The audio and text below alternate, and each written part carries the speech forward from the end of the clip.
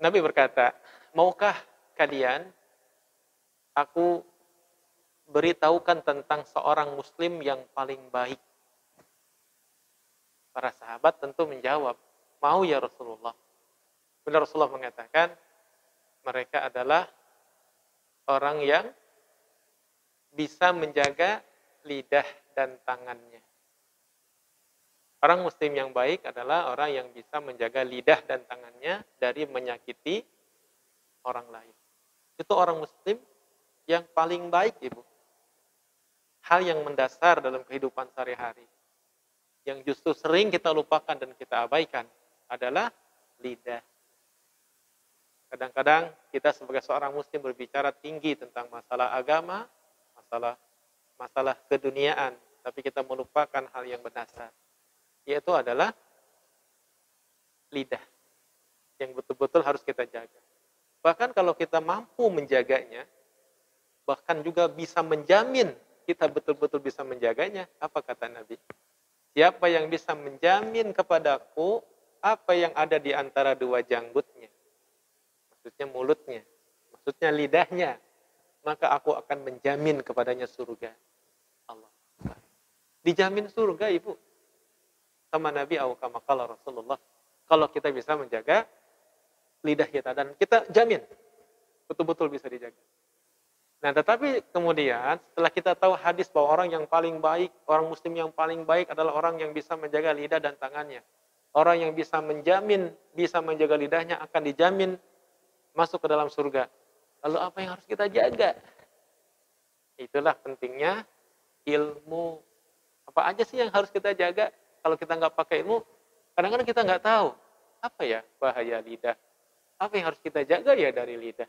Karena nggak tahu, malah boleh jadi kita ternyata masih melakukan sesuatu yang sebenarnya dilarang dalam agama. Yang pertama, Ibu, yang harus kita jaga dari lidah, karena ini penyakit lidah. Kan tadi dibilang, orang muslim harus dijaga lidahnya, lisannya. Apa yang dijaga?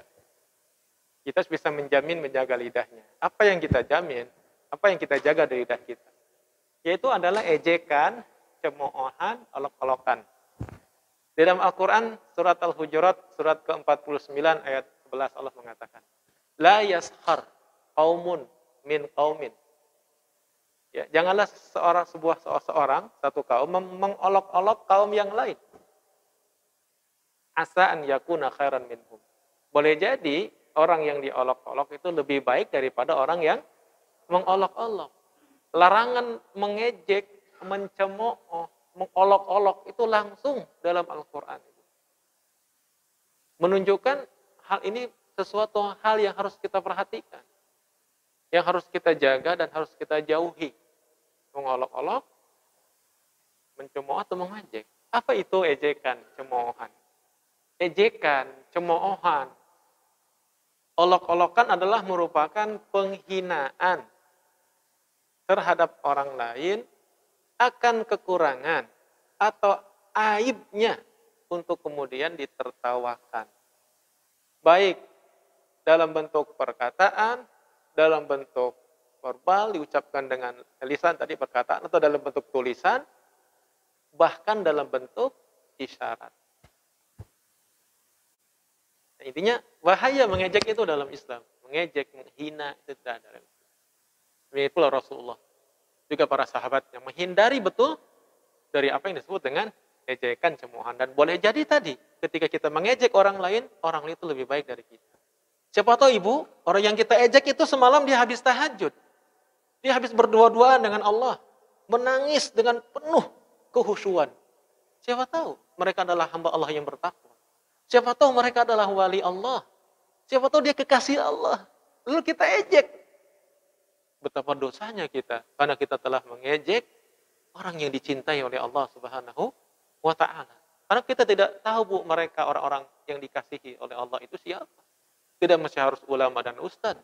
Walaupun peluangnya lebih dekat pada mereka. Boleh jadi orang biasa, tukang beca, tukang driver Grab. Bisa jadi.